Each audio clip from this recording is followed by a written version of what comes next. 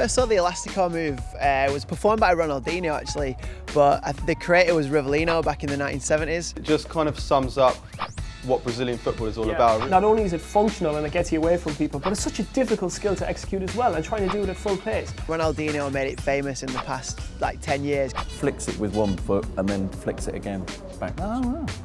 I thought Elastico was when the elastic went on your pants.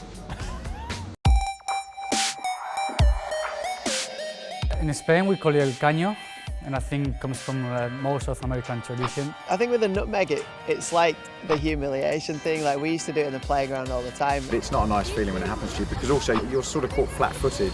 So if somebody nutmegs you, you've very little chance of recovering. So you know, that just adds to the humiliation. If I'd stuck it through Julian Dix's legs or Razor Ruddock, you know, if I'd shouted Megs, that is a very disrespectful thing to do. You know, there could be injuries there. You achieve it, you don't shout Megs, unless you're meant to. When we were kids, we used to call it the Pelé flick, because I think it was the film Escapes of Victory, is it, when Pelé did it? So it was really famous through that. I'm sure a lot of people have seen it, Pelé doing it, but I don't think many people have seen it doing it again. Because it's a very, very difficult skill to do. And we just used to do it in the playground, but JJ Okocha did it probably in the last 5-6 years.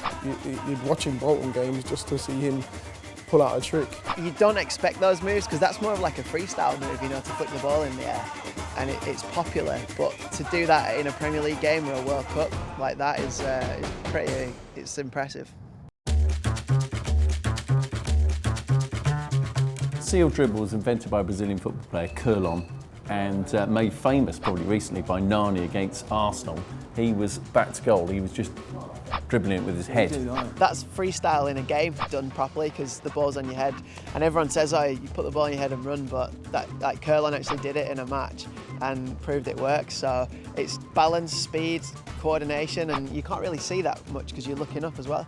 So to do that in a game is brilliant. It's ridiculous, really. If someone was dribbling with their head, you'd be tempted to nut them. If someone's dribbling with their head, I'd call them an ambulance. I think with the runaround move, it's that change of pace. And I always used to see Giggs do it all the time. I think nowadays, like players like Antonio Valencia, because they're so fast, and if you're up against him, he's literally going to knock it one side, and the change of pace is that does it. Best runaround has to be Bergkamp, where he flicked it around the Newcastle defender before putting it in. Absolute genius, from a genius player. The hard thing is getting the timing right, and once you get that, it's more of a winger's move. It's like a step over in a way.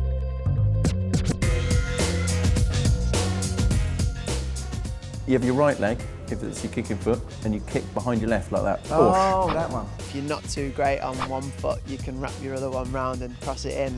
And I think that's why a lot of the top players have used it. For me, this is a total waste of time flick. I think it'll be easier for you to practice how to kick with your left foot rather than putting your right foot behind. If it works, then it works, you know. It doesn't matter what it looks like. If it gets to the point and if it gets the ball in the goal or to the next man, then of course it's necessary, yeah.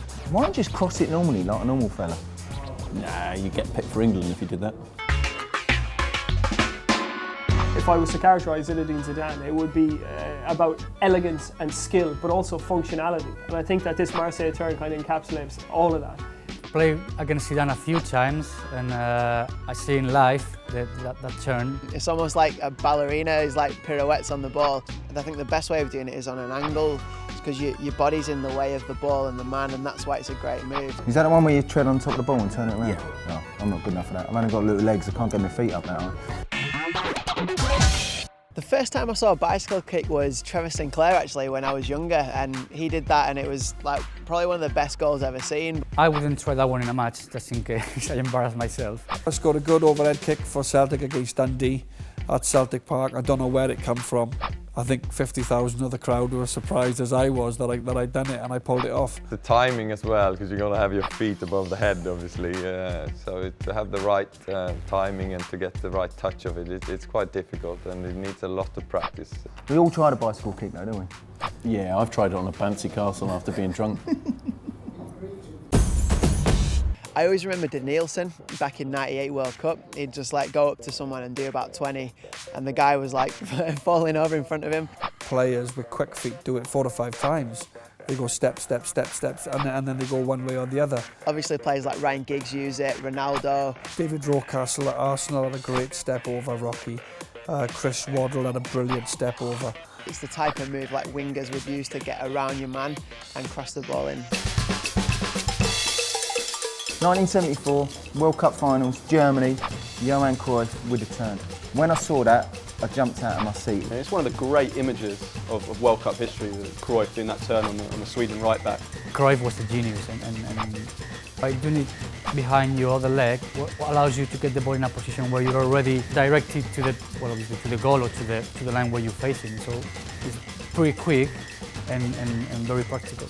You turn and go the other way. It's very hard for them to take the ball away from you, and it's very effective.